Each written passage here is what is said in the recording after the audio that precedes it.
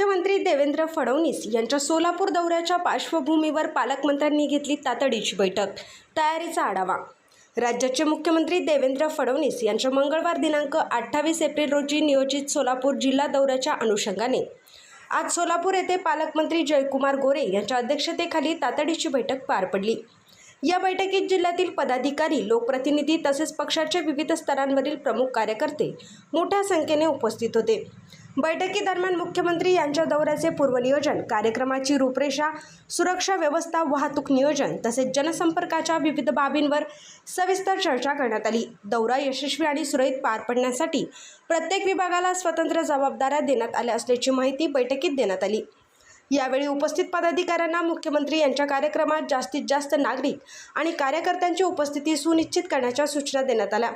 तसेच दौऱ्यादरम्यान स्थानिक प्रश्न आणि विकास कामांबाबत प्रभावी मांडणी करण्यासाठी तयारी ठेवण्याचेही आवाहन करण्यात आले.